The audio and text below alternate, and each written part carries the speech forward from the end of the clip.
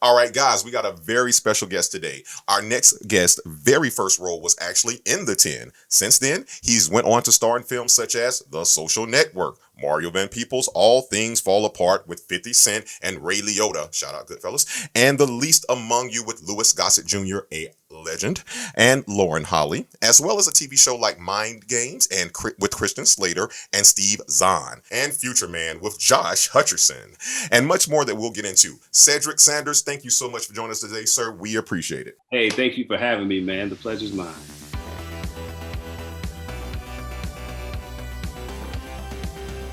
All right. You were 25 when you landed your first big role with the 10. 25. God. What was that? Sorry, I didn't mean to trigger you right off the bat. What was your inspiration for pursuing acting, and what was the journey like from making that decision to finally being on the big screen like that? Well, first of all, I think I should mention I was born and raised in Anchorage, Alaska. So that's my home. And, so it's different from any other place. It's unique. And so my mom was a preacher. So I grew up singing in the church. So singing is kind of where I started. So I was always like a singer, and I got to high school, I kept singing. And then I got the acting bug in high school. And so once I got bit by that bug around junior year, I knew I wanted to go pursue acting. So I went to school, got my degree in it. And that is kind of how it started. I wanted to take it seriously. My drama teacher's like, you really want to take it seriously? Okay, get some more training and all of that. So So it was about, so that means it was about 7 years or so that you were like from the time you decided I want to be an actor, like 7 to 8 years from I want to act to I have a check. basically, yeah. So what, 16, maybe 16 to about 24, 25. Yeah, that's about right. About 8, 9 years. I'm kind of jumping ahead with the questions because you mentioned singing, and I completely forgot about when I put these questions down. It had been a while since I had seen the 10, and when I watched it recently, I was reminded of the end of the movie when everybody is together, and what so that was just really interesting to me that because it looked like they couldn't get the entire cast together at the same time, so it looked like there was some green screen action there. Like how did that play out? Yes, they found out I could sing, like, oh great, we're gonna do the singing thing at the end. None of us are really great singers, but do your part, like you do.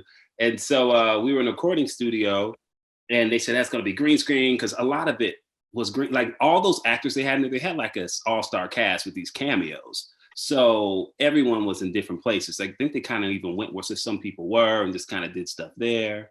So yeah, so that's really how it was. I didn't meet most of those people till Sundance. I met more of them. Okay. Awesome, awesome. Now, since we're already talking about the 10, let me ask you this. What were your initial thoughts upon reading the scenes that you'd actually be in yourself? And also, how long were you on set for? Oh man, so the 10. So again, the 10 was literally my first, I guess, big screen movie. And that was within my first or second year of kind of auditioning. And it was the hardest script because I studied everything, but drama was what I was really focusing on and what I did coming from theater. Didn't consider myself a comedic actor. And I knew this was a dark comedy. So I went to my acting coach at the time and I was like, I'm struggling with this because I was trying to like make it funny. And when you're trying to make it funny, it just doesn't work. And that's the approach I came with it. And he said, Cedric, treat this as a play, a dramatic play that you would do. Do not try to make it funny. Play it completely serious, like just completely serious. Don't laugh at yourself at all. I played it like a straight drama, and it was hilarious. The best part was when what's her name? Yeah, the woman that plays your mom. Her name always slips me.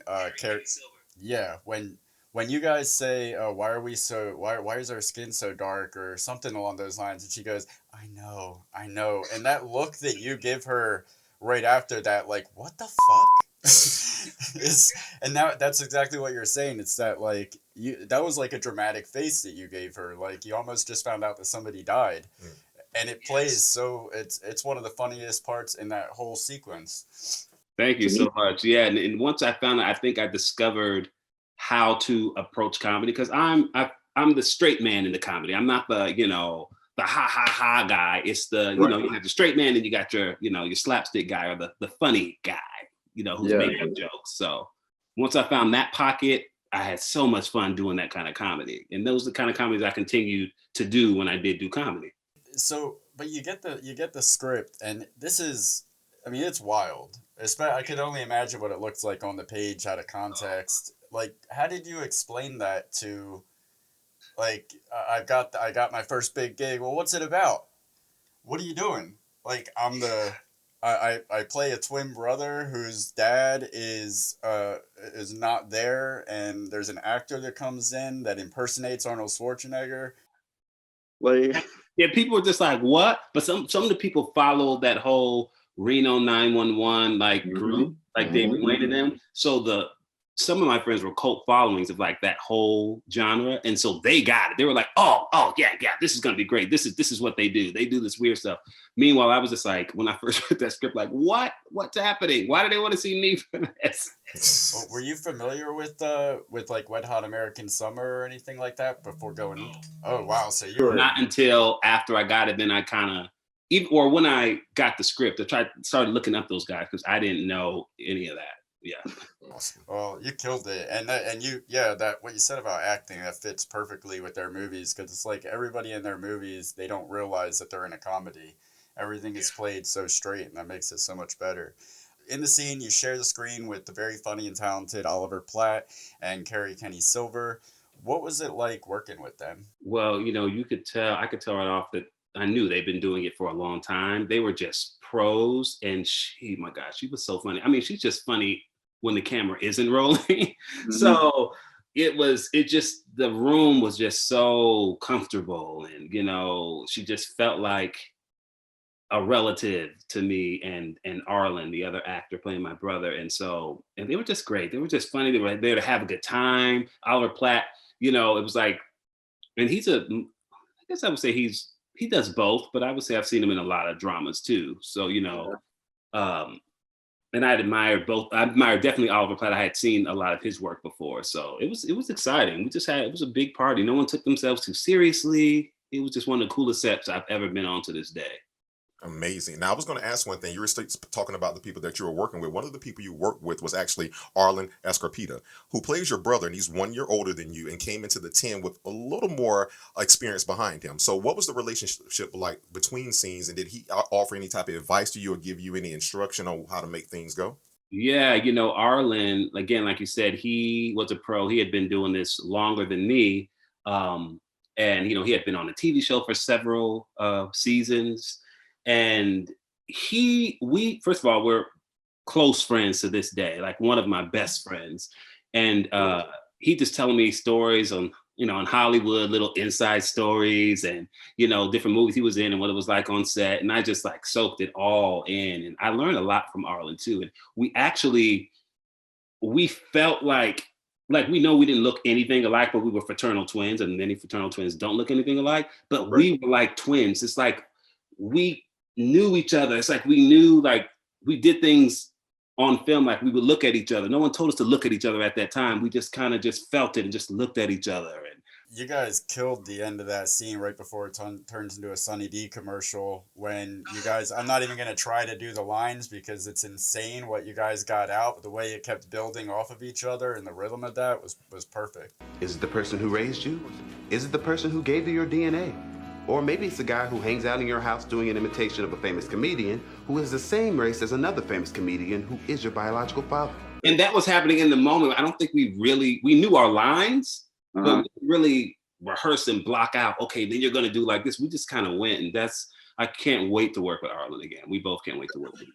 It's funny. Impressive. It's funny you say that, because I was going to ask, like you said, you talked about earlier, like, you know, trying to play a character to where you're more trained and more disciplined. You love drama, and then now they're asking you to be funny, so you want to go back to your acting coach and say, well, how do I do this? But one of the things I found with comedy is that, yeah, there's a ha-ha slapstick comedy, which I think not anybody can do, but most can grasp. But when you do that straight, like James Spader does it a lot, when he's doing that voice and he's looking at you, but it's not being funny, but it is so funny, like when he's the Lizard King on The Office, you know, that's my dude, you know. So let me ask you this, speaking to you, and I think you just spoke to it, were there any improvised moments? And if so, is there a particular line that you were most proud of that you did? I think the letter finish, when she's spelling out the word, that was not scripted.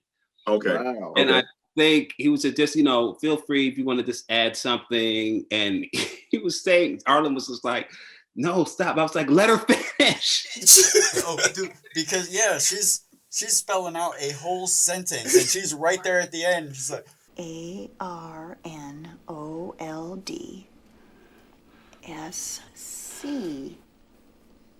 Mom, let her finish.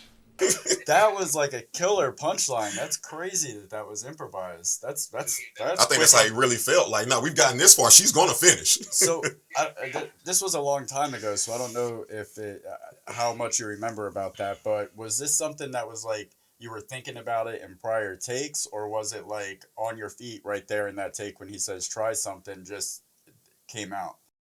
Oh, definitely not in prior takes. Yeah, it was. I just wanted this. I'm trying to gauge what level of genius you are. That's. Then, because if I would have overthought it, then I just said, I wanted it to be organic, and they did too. So That was that's. I am genuinely impressed to hear that was an improvised moment, because that had all of the build. It seemed like everything was building up to that punchline. You capped it off perfectly. I agree. The montage of you guys forming a bond with Oliver Platt, who is playing Mark Jacobson, who's playing Arnold Schwarzenegger. Please take us through what that process was like, because to me, watching it looked like it just looked because there were so many random moments. It just seemed like especially in the backyard. It felt like you guys just had fun out there for a while, messing around, and they just shot a bunch of stuff and then did magic in post with the best of it. Well, yeah, they told us to the whole montage thing was like, hey, yeah, you're gonna just run around the backyard, or we're gonna play catch with the football. And me, that's one thing. I am not. There's a few sports I play, but football and basketball I'm just not good at it. And sometimes I'm very insecure about it because people assume I can play because I'm athletic, like built and stuff. But Arlen, I thought it was because you were black, because they always assume I can play and I can't play either. I'm like, I actually can't play basketball or football. Secret's out, kids. Secret's out. I can do a layup. Not my gift, but Arlen is extraordinary at both. So I told him, and he was like, man, don't worry about it. That's okay. So we kind of practiced a little bit, throwing the ball around, and then they started kind of shooting some of it. And then I got a really good throw in there one time. I was like, oh, good, they got that. That's the one I got in me. That's it. And so then they said, run around, fall on the leaves. And, just kind of told us to do stuff, and they just shot it. So, yeah. All right, I was going. That's very funny you say that, because I had a similar experience. But let me ask you this: so, as we mentioned before, the 10 was your first major film, and so long ago. But since then, you've gained much more acting experience. So let me ask you this: at least with me and him, I know he's been directing for a while, doing film, and I've done film, and I go back and I'm my biggest critic. I'm always going back trying to nitpick and say, what can I do better? So let me ask you this: do you ever just go back and look where you've come from and from now, and what are some of the things you've learned and that you do differently now for the experience you've learned since the 10? Yeah, I've learned a lot since then, but one thing in particular, and it was only my second professional job. I did a TV movie before that, and then there was a 10, so it was one of my first jobs, really. But there's something on set, they're lighting, and then they have this thing, and they put it by your face, and they're checking the light with this little object, and I didn't know what they were doing. I thought they were taking pictures. I was like, oh, so you need me to, like, oh, no, we're just checking the light. You don't do anything. You just stand there. Like, it was my first time. I had no idea what they were doing. And like with the reverse, they'll shoot you, and then they'll do the reverse when the camera's not on you. And so I really wouldn't know, like something happened. I don't know if whether my nose was running or my eye was watering, but the camera wasn't on me. And I was like, oh no, sorry. And they were like, oh no, that doesn't matter. The camera's not on you. Like little things like that, like the technical aspect that I was getting used to, but mostly I just kind of learned just how to relax, because I was still, just like a little on edge, but like the 10, they made us very, very comfortable. But still, as I've just gotten more experience, it's just been kind of like, this is my job, we're all here to work together. And so. What is your favorite memory from the production, and why is it rustling around in the leaves with Oliver Platt? You said, why is it? Yeah. I'm making a Right, saying that's the favorite moment. You know what? That is one of my favorite moments, just because that it just felt we were really in leaves and looking up at the sky and just talking, and they were capturing that, and there was a breeze, and it just really felt like a real moment. You know what I Yeah. mean? So that's Yeah. one of my favorite parts shooting it. And out of everybody, I knew Paul Rudd the most. So I was excited to meet him. Really, really excited to meet him. So Before we move on from the 10, is there anything else about the production you think the fans may want to know? Because like you say, you've given us some great insight behind the camera, like the light meter thing and all the other aspects of it. But just whether it's technical or practical, is anything else about the film that you would like fans to know? well, yeah, they did it rather quickly. You asked me a question earlier. It was how long did I work on the film? I did 2 days. Literally, it was like a Monday, and then I went to work the next Monday. So I didn't know things were done that quickly. Not that it was the longest, not like it was a big, long, huge, long scene, but I was still surprised at how quickly they did that. And just how all the moving parts of it, I was just so excited to see, oh my gosh, the art department, they do this, and the lighting people, they do this. Oh, there's food people. They take care of Craft service. all craft service, which became one of my favorite parts of being in the film is craft service and lunch and food and just pretty much anything you want. Yeah. So that was great. And then going to Sundance, that was post-production, but that was a huge thing. I had never been, and it was a whirlwind. It was crazy. It's just one of those cool moments in life when you go back and look and see all these people were there and you're a part of it. And I'll say this before we move on from it, is when the moment I first found out what craft services was, I was like, I did choose the right career. I'm just sitting around as food. People have trays. You got the spread. You got just stuff going on. Asking you what you want. I'm like, wow, I don't have to pay for it. Well, you're going to be here for 7 hours more. So yeah, you're going to pay for it. Yeah. All right. Well, thank you for sharing about the 10. We're gonna move on to the rest of your. You had a really impressive career. Like Yes. For instance, in 2008, you won the NAACP Theater Award Best Lead Actor for your portrayal of Johnson C. Whitaker in Matter of Honor. Johnson Chestnut Whitaker was one of the first Black men to win an appointment to the U.S. Military Academy at West Point, where he was brutally assaulted and then expelled after being falsely accused and convicted of faking that incident, and his name wasn't actually cleared until 60 years after his death. With such a pivotal person in history like that, what was it like bringing that character to life? I think I was fortunate in the sense and that I had time with that character. This was something that I had actually worked on in like a workshop type of situation. And for anybody who doesn't know what a workshop is, like in New York City, they'll do like readings of a play before it's produced.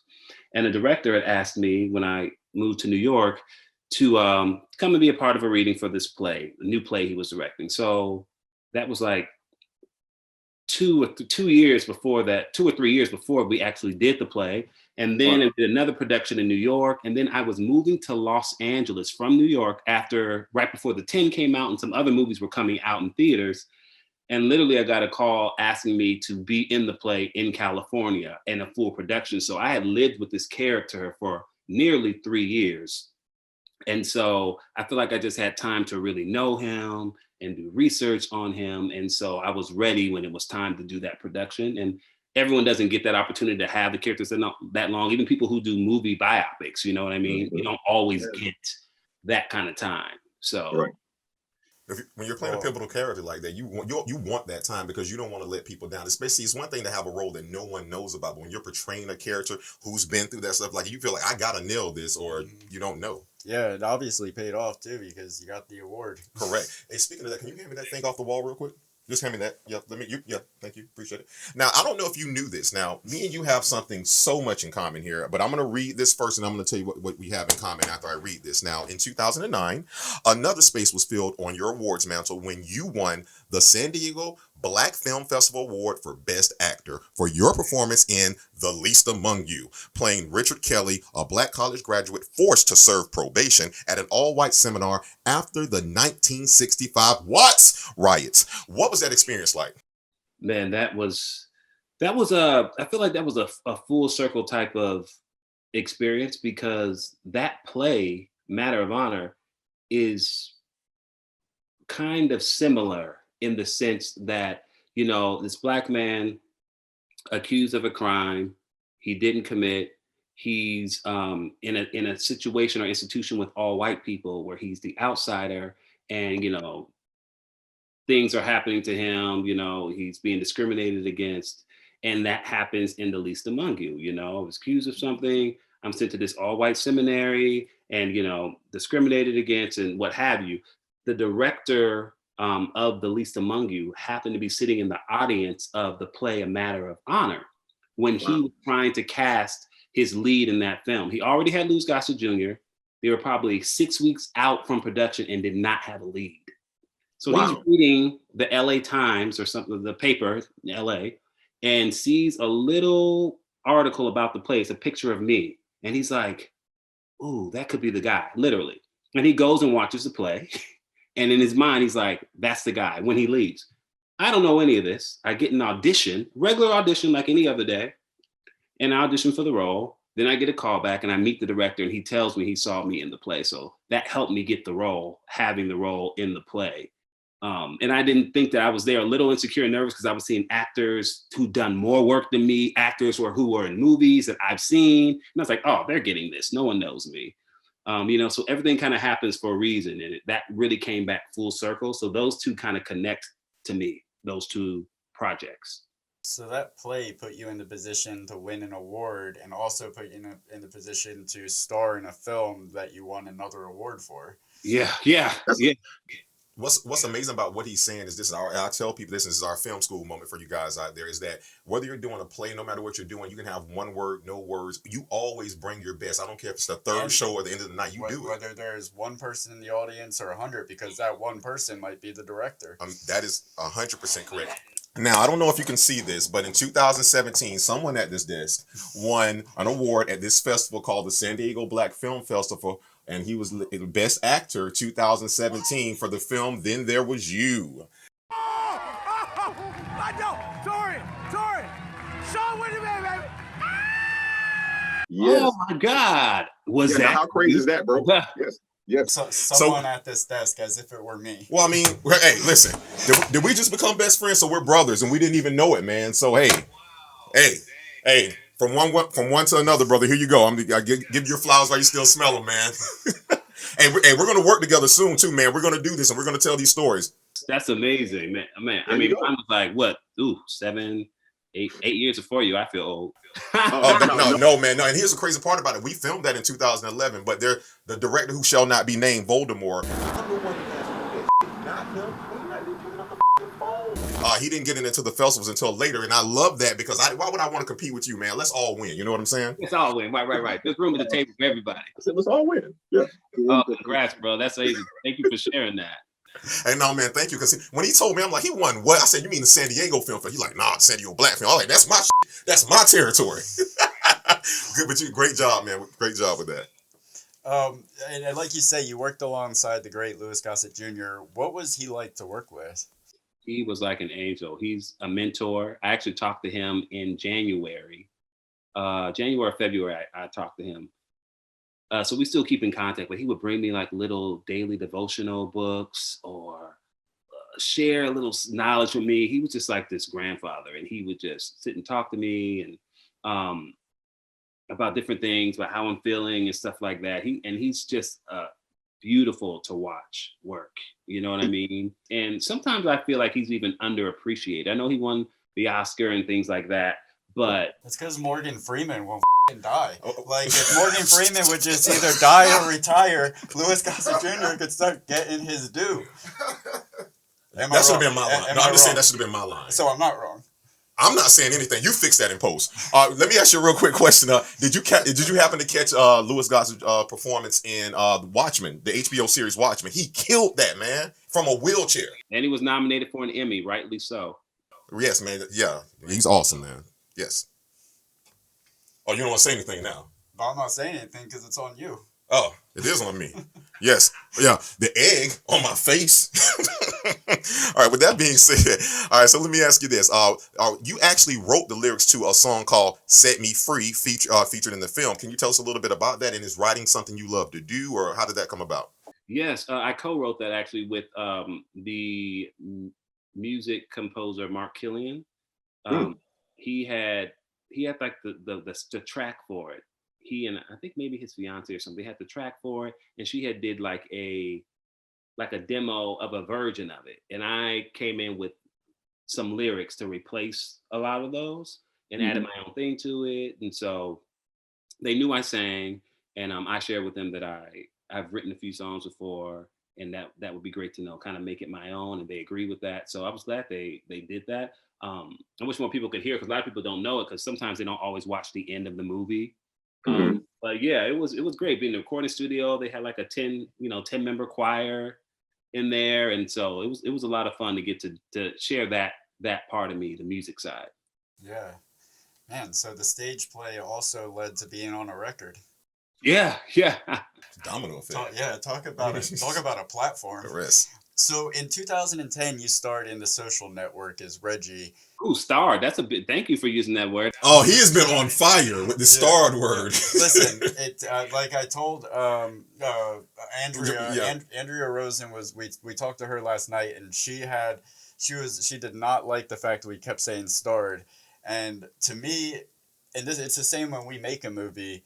Everybody that's there, whether you're there for an hour or you're there from beginning to the end, Mhm. everybody is starring. They're all stars. Correct. Because take one of them out and see how well the movie works without Correct. the bank teller standing behind the counter when they go into the bank. Right. All of a sudden, it doesn't make sense. So, Right. yeah, everybody stars in it. You starred in it. You starred in The Social Network as Reggie. David Taking nothing less. David Fincher, he seems to be like such a meticulous director. So I was curious what your perception of his process was like. Interesting. I would agree with that, but in a good way, meticulous. Mhm. First of all, he was very welcoming, very nice. He and Sorkin Mhm. really embraced me like I was one of the stars of the movie. That's exactly how they treated me. They came up to me, thanked me for being there. They didn't treat me like I was just a day player, which I Mhm. was. I was only there for the full day, Mhm. and so I'll say that they were amazing. And that scene I was in, it's not long. It's about what, a minute long, and it took literally all, like, it was a good 10-12 hour day just shooting that scene. I guess he gets different coverage, a lot of different coverage, a lot of takes. Yeah. And so, because I didn't think I'd be there that long, I was like, oh, I'm going to be here like 4 hours. Like, I don't know what I was thinking. I was there all day. So, but it was so much fun. I didn't want to leave. You know what I mean? Yeah. Mhm. The lead actors were just great. Jesse Eisenberg, who I was still kept in touch with for a while, and we have a mutual friend from Alaska. So everybody was really cool, and it was really great to see how they advanced and how that was such a good stepping stone for most of them. Yeah, that Amazing. movie came together. I mean, especially with Trent Reznor and Atticus Ross score on it. The whole thing was like, I think I was the last person in the world to see that movie. I didn't see it till a year ago.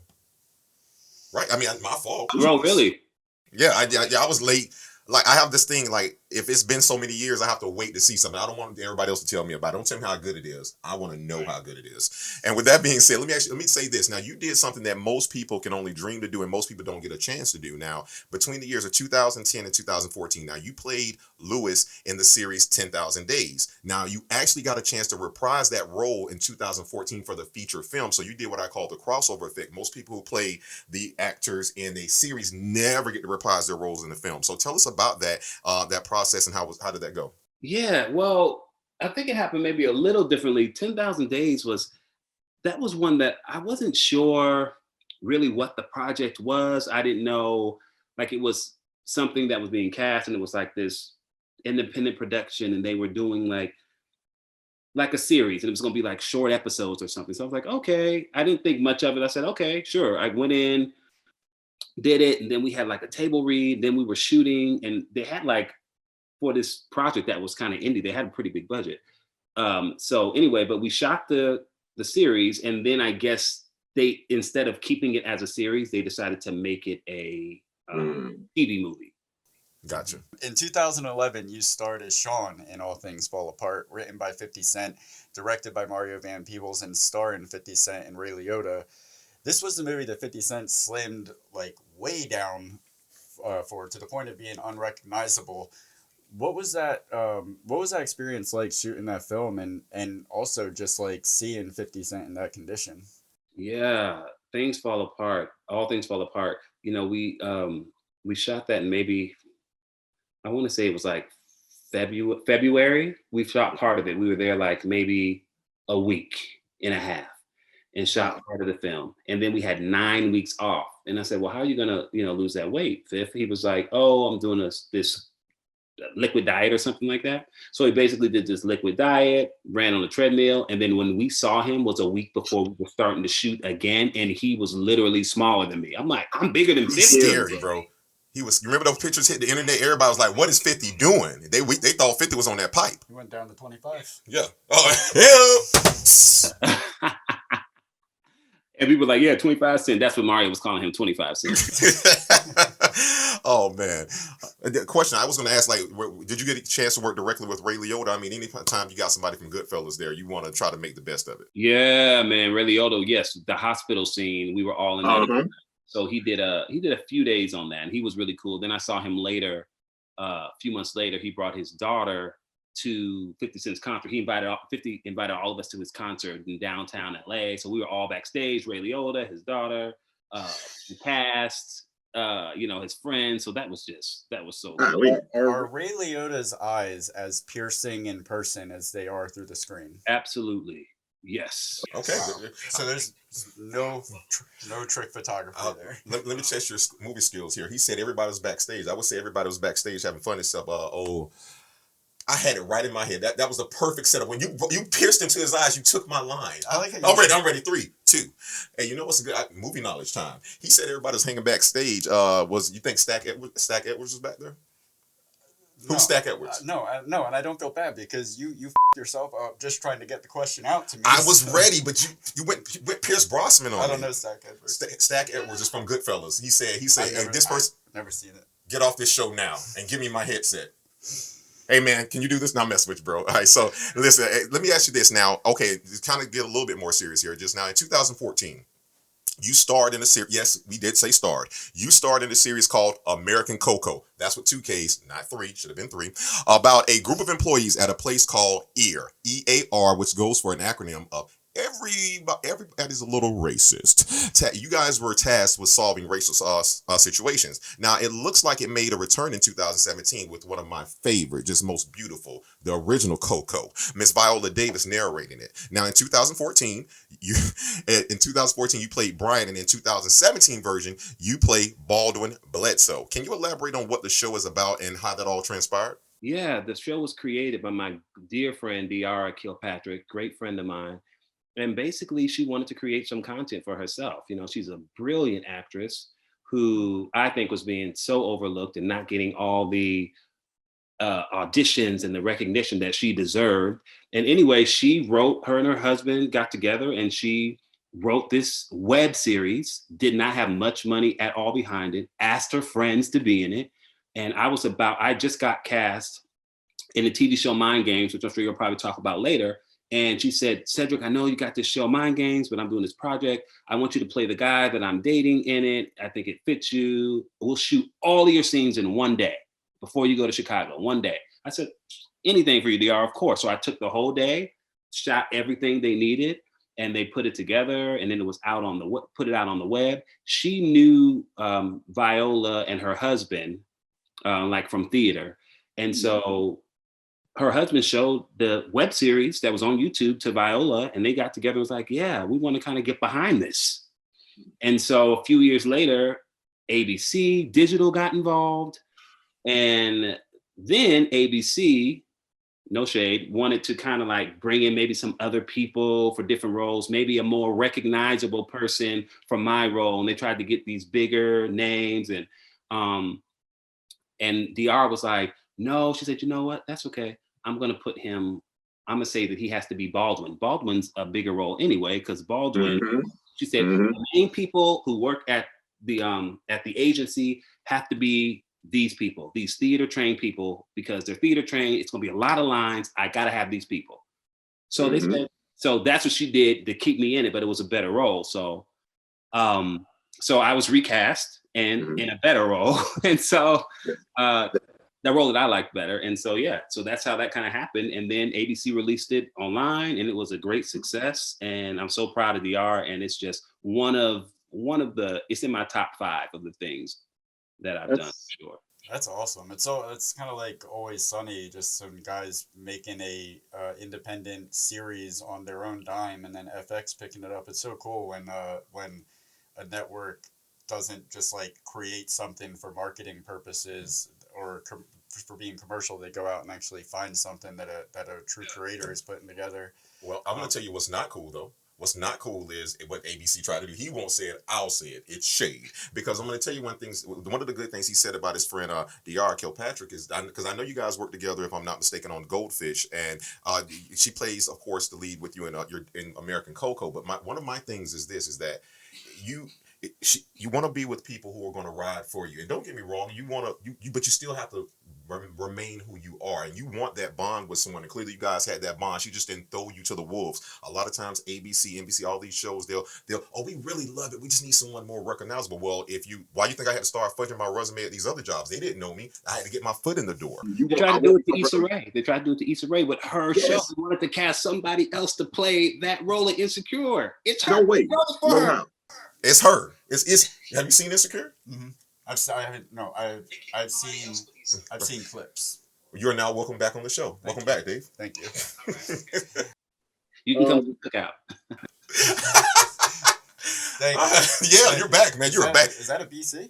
Huh? Yeah, it is. All right. Everett K. Ross is back, man. Thank you. All right. In 2014, you starred as Latrell in ABC's Mind Games alongside Christian Slater and Steve Zahn. I'm a big fan of both Steve Zahn and Christian Slater's work, and I was just curious what it was like to work with them. It was so chill to work with them. These guys are no ego, just regular guys. Christian Slater just so cool. He's kind of quiet and he's cool, but if you start talking to him, he'll just laugh and talk. And same with Steve, and I just think it's so cool that Steve doesn't even live in Hollywood or LA. He's like in Kentucky somewhere on a farm, with his kids, and it was just chill. That set was just. No one took themselves too seriously, and it was my first TV show, so I got spoiled with that experience. Like, wow, this is how it is coming to work with people that you love every day. So it was really great. I hate it got canceled because I thought if it got a chance, it really could have done something good. But I was just happy to get that experience for sure. Yeah, that's I was gonna say it somehow went completely over or under or to the side of my radar, but it looks really interesting, and it seems from what I've seen that you played a really substantial supporting character in that series, appearing in from what I saw on IMDb most of the episodes. Did you enjoy getting to play I know the first role you had on stage where you won the NAACP award, that you had a lot of prep time for that, but what was it like being a character on a TV show for an extended period of time where you pretty much get to sink your teeth into it completely? We had 13 episodes. So we shot 13 episodes, all 13, and I was in all 13, but only 5 of them aired. But the thing about it is there's a different director for each episode. So I kind of had to really get confident in who Latrell was, because a director could come in maybe with a different perspective, and I have to really know who my guy is to be able to kind of navigate and move within Latrell, but with this director's vision. And at first it was a little tricky because the first 2 episodes was with the guy who did the pilot. So we kind of had like a history, and we kind of, he's the one who pretty much cast me in the audition. But then we had different directors, you know what I mean? So I got used to that after a while. So it definitely is different, but you just got to live and breathe that character. And, then it doesn't matter who's directing it. How long did it take to shoot those episodes? I would say we got there August through January. So maybe it was 5 months. In 2017, you played, is it Cronish? Yeah. Okay. Cronish in the Amazon original series Future Man. And one of the episodes you're in, episode 2, titled Herpy Fully Loaded, was directed by Evan Goldberg and Seth Rogen. This is a series that has been in my watch list for a while, and I just haven't gotten around to it. But the trailers definitely have me intrigued. Can you tell us a little bit about the show, your character, and what it was like working with Goldberg and Rogen? Yes, comedic geniuses, these guys. Seth Rogen, who I was a fan of, just the most normal, regular dude. It's just crazy to me. And people, people I didn't know, like, oh my God, Seth Rogen. And you meet him, like, yeah, Seth Rogen, he's this chill, he's more regular than regular. And I just love that. And it reminded me a little bit of working with David Wain, just kind of how anything can kind of go with them. Like, there is no too extreme. The more extreme, the better. So it kind of took me back to kind of like, the 10.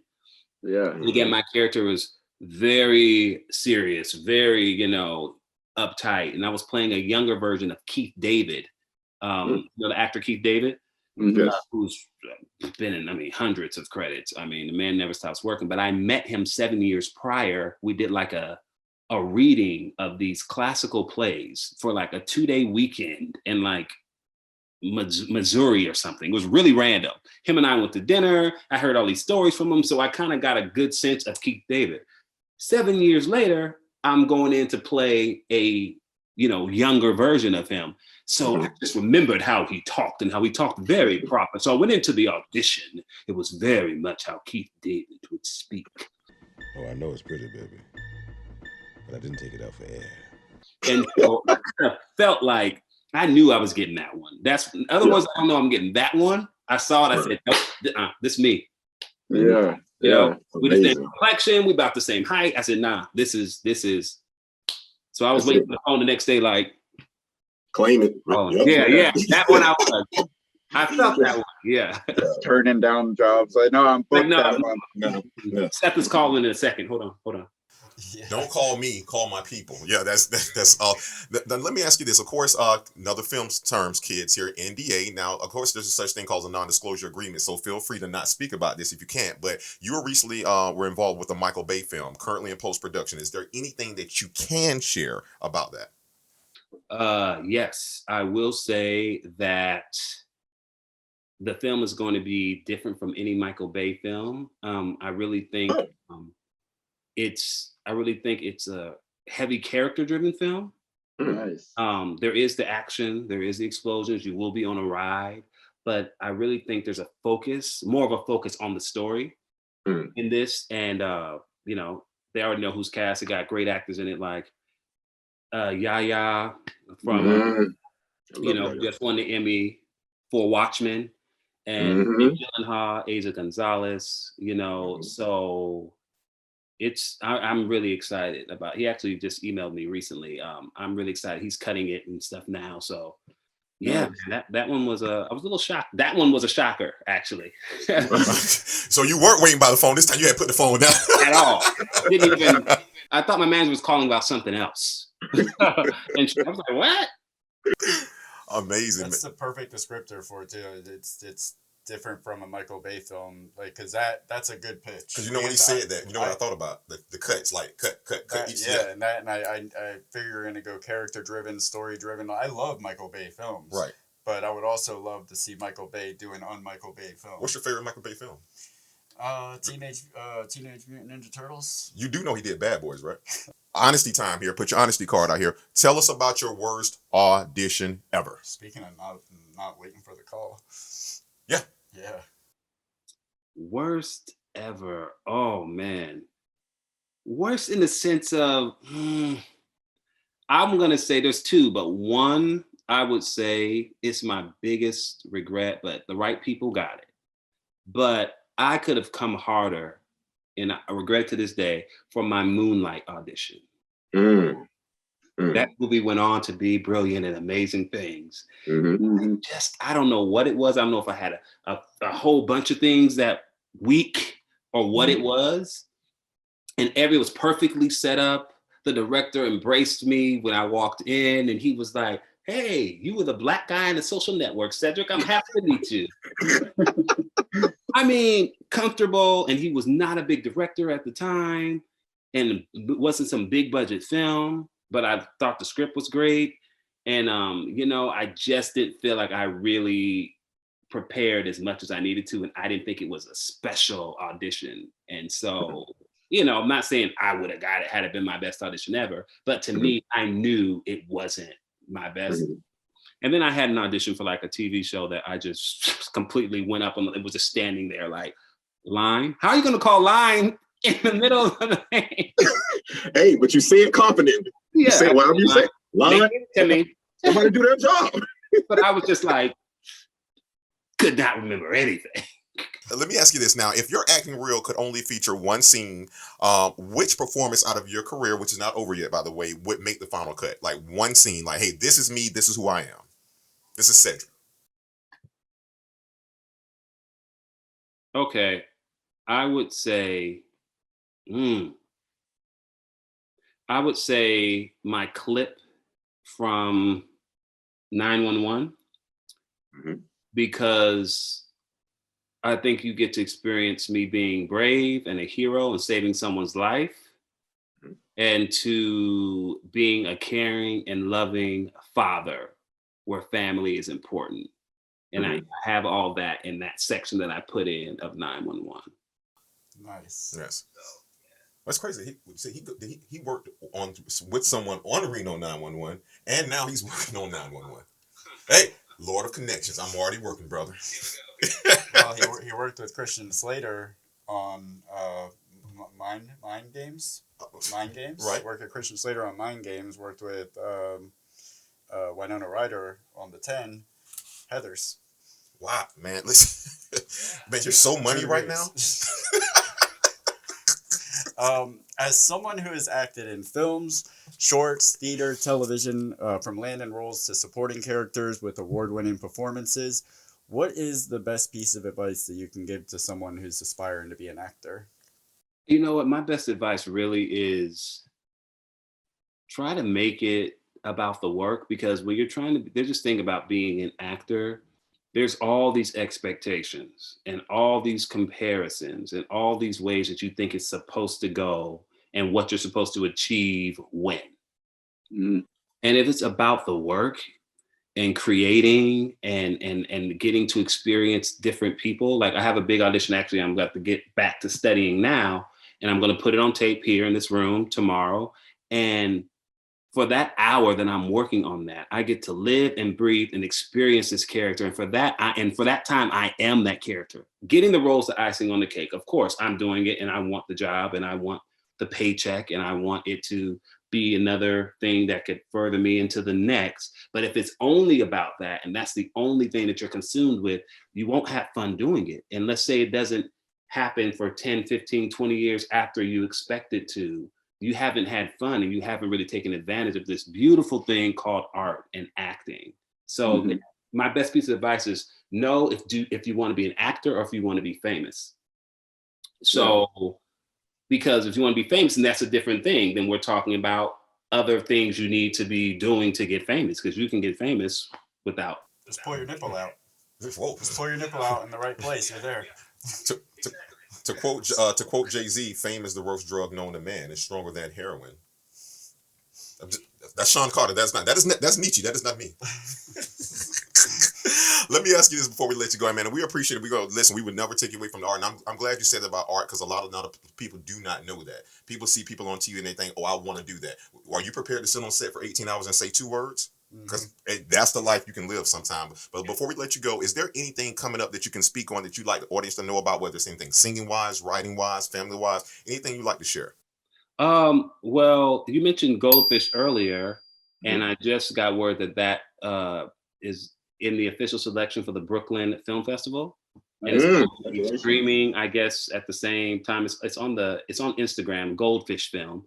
So, and you mentioned that's another film with Dr. Kilpatrick. And once again, she called me and asked me would I be in that. And so just love when friends can, pull in other friends together. So there's that. And so that for now, I'm just enjoying this time with the family. And I love working from home and doing these auditions at home. Some people miss going in the room. I don't. I love doing it right here, my own studio, my own thing. It's the best. So, so yeah.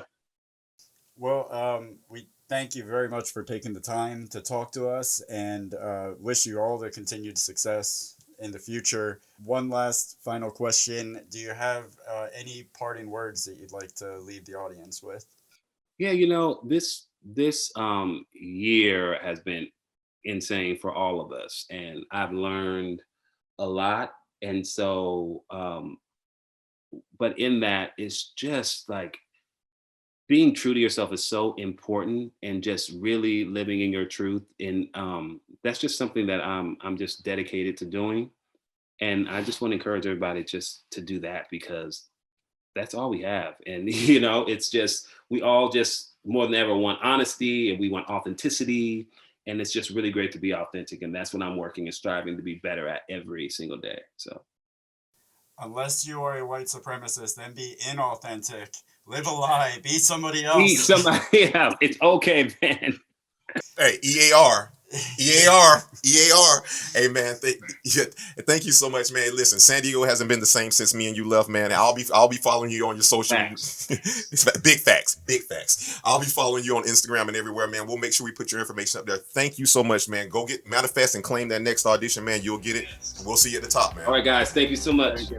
Bye. Thank you. Bye.